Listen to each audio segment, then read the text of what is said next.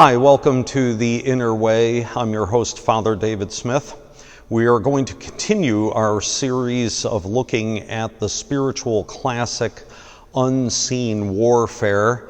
I hope that you are enjoying this book as much as I have in my own spiritual life.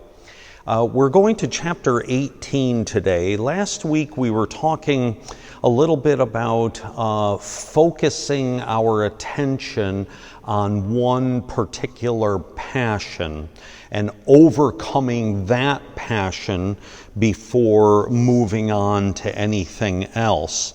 The title of chapter 18 is How to Fight Sudden Impulses of Passions. So what happens is that even when you focus yourself on one particular passion, you may find that an attack of the demons, an attack of temptation, will sort of take you by surprise. It'll catch you unawares. And then you end up doing something that you really had decided not to do. Even when you have that focus on one particular passion, these kinds of things can easily happen. And so this chapter offers us a little bit of advice about that. This is the way the chapter begins.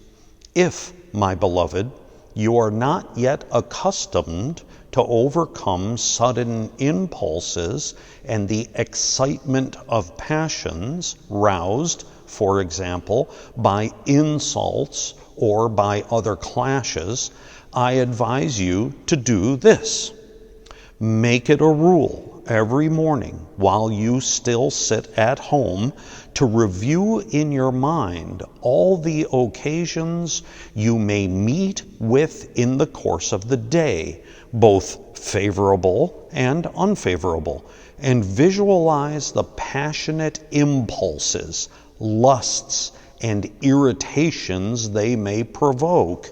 Then prepare in yourself beforehand how to stifle them at the very inception without allowing them to develop. So I talked a little bit about the particular passion that I was addressing a few years ago, and actually probably will continue to address for the rest of my life, and that is my relationship with food. I very often I eat when I'm stressed, I eat when I'm overworked, and I often eat to congratulate myself when something has gone well. So I overeat on both ends of things. When it's not going good and when it is going good, I find myself overeating. And so it was very difficult for me to address that particular passion and mostly to maintain it, as a lot of people discover. If you're dieting, if that's your goal, weight loss and dieting and things like this, there's always the yo-yo dieting. I have a very close friend who lost about 30% of his body weight by doing a diet, and then within a couple years he had gained it back and more. So this is not what I was looking for. I was looking for, what can I do for the rest of my life to overcome this particular passion? And sometimes I fall off the wagon now and then, but for the most part, it's still a focus of my life. What Unseen Warfare is talking about are those moments during the day when the passion that you are focusing on it gets away from you, and you find yourself falling, you find yourself giving in to temptation. So this, happened to me, I remember very early on, after I had sort of planned how I was going to overcome this passion and so on and so forth, and I was setting my sights on this, and I went to I had a seminar for nursing home administrators, and I went to the seminar, and there's always a luncheon, a good luncheon during the course of it's a full day seminar, and I was thinking more about weight loss than I was about overcoming my passion, the passion of overeating. They're very close, but they are not the same thing. And so I had a couple days when I really hadn't been very successful. So I woke up that morning and I said, you know what I'm going to do? I'm not going to have any breakfast at all. I'll just not eat a thing. They always have little snacks there and coffee at the beginning of the seminar. I'm not going to have any of the snacks. I'm going to just go in, and the first time I eat will be at lunch. So I'll have lunch and dinner and call it a day. Well, sure enough, when it came time for lunch, they give you these big plates, and you're in front of these, pans of food over the wee little dinky flames, and the big spoons, and I was so hungry, and I ended up, going through the line and just getting way too much food. They had a pasta there, they had meat there, they had all sorts of great things.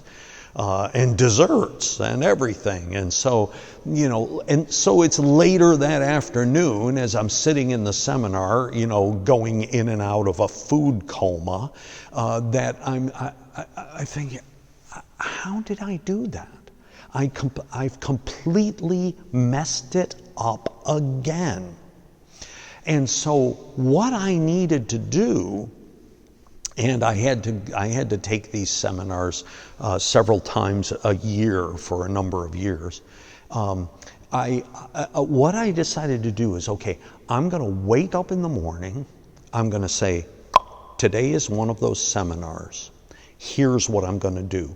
I'm going to eat a reasonable breakfast. When I come to the buffet, I'm going to choose this, and this, because they always had the same thing at the buffet. I'm going to choose this, and this in reasonable portions, no dessert, and water. And I'm going to sit, I'm going to eat my food, and in the afternoon, no snacks. And then when I come home for dinner, I'm going to do this and this and this and so on. And I planned out my day.